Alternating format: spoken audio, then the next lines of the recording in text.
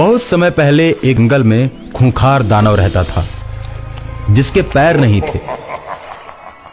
वो अपने हाथ से ही अपने शिकार को पकड़ लेता था। जितना चाहता था उसका हाथ उतना ही लंबा हो जाता था। इस तरह वो आकाश में उड़ती हुई चिड़ियों को भी अपने हाथों से पकड़ लेता था। अब तो उसके डर से लोगों की आवाजाही बंद हो गई। लोगों की आवाजाही बंद होने की वजह से उसे काफी दिनों से मांस नहीं मिल रहा था। नरभक्षी दानव को इंसानों का मांस बहुत ही प्रिय था। इंसानों के न आने की वजह से वो बहुत दुखी हो चुका था। और एक दिन एक बुढ़िया उस रास्ते से गुजरती है। दानव उसे पकड़ लेता है और जैसे ही उसे खाने की कोशिश करता है तो बुढ़िया कहती है, रुक जाओ, तुम्हारी ये हालत कैसे हुई? अब तुम मरने वाली है। मेरे बारे में जानकर क्या करेगी? मैं काफी दिनों से इसी जगह पर बैठा हूं और शिकार करके अपना पेट भरता हूं। मैं चल नहीं सकता। अगर तुम सही सही बताओगे तो तुम्हें इस दुख भरे जीवन से सदा सदा के लिए मुक्त कर दूंगी और तुम सुखी हो जाओगे। कहीं तुम मुझसे बचकर भागने के लिए तो ऐसी बातें नहीं कर रही हो? नहीं, मुझे मालूम है कि तुम यहाँ रहते हो। मैं तुमसे मिलने के लिए यहाँ आई हूँ। क्या तुम मुझे नहीं पहचानते? मैं तुम्हारी पत्नी हूँ। मैं तुम्हें इस जीवन से मुक्त कराने आई हूँ। मैं भी अब बुढ़ी हो गई हूँ। जब से तुम घर से गायब हुए तुम्हारा कुछ पता न चला। इस बीच तुमने ऐसा क्या किया जो तुम्हें ऐसी सजा मिली? मैं तुम्हें बहुत दिनों से खोज रही थी। जब तुम ना मिले तो मैं साधना करने लगी।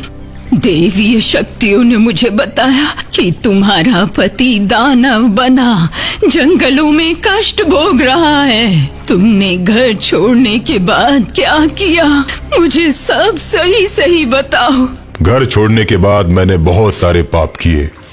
मैं अपनी इच्छा को पूरी करने के लिए लोगों को लूटने लगा और उनको लूटकर मार दिया करता था और उन लोगों के लूटे हुए धन से खूब अय्याशी करता था। अचानक एक दिन मैं लूटपाट के इरादे से जंगल में था। तब तक चोरों का एक गिरोह आ गया और मुझे पकड़ लिया। मुझे पकड़कर चोरों ने मारना शुरू कर दिया। मैंने उनसे कहा कि मैं तुम लोगों की ही तरह हूं। मैं भी लोगों को लूटता हूं। तुम लोग मेरे साथ हो जाओ तो हम सब मिलजुल कर लोगों को लूटेंगे। लेकिन चोरों ने मेरी बात नहीं मानी और वो मुझसे बोले, लूटते तुम हो और बदनाम हम होते हैं। हम लोगों ने चोरी करना छोड़ दिया है, फिर भी पुलिस हमें पकड़ती है। तुम हम लोगों के साथ थाने चलकर सारी बातें बताओ। और मैं उन लोगों के साथ थाने नहीं गया। फिर उन चोरों ने गुस्से में आकर मेरा पांव काट दिया। अधिक खून बहने के चलते मैं मर गया और दानव बन गया और आज तक अपने गुनाहों की सजा पा रहा हूं और फिर भी गुनाह पर गुनाह किए जा रहा हूं। लेकिन क्या करूं, मेरी मजबूरी है। जब भूख लगती है तो किसी न किसी को पकड़कर मुझे खाना ही पड़ता है। मैं तुम्हें इस कष्ट से मुक्त करा कर ही मानूंगी। पत्नी होने के नाते मेरा ये फर्ज बनता है कि अपने पति को कष्ट से मुक्त करवाऊं। पत्नी की बात सुनकर दानव बहुत खुश होता है। बुढ़िया पत्नी अपने पति की आत्मा की मुक्ति के लिए प्रयाग की तरफ चल देती है और प्रयाग के संगम तट पर पहुंचती है जहां लोगों का जमावड़ा लगा हुआ है। कुंभ के मेले में साधुओं के पास पहुंचती है।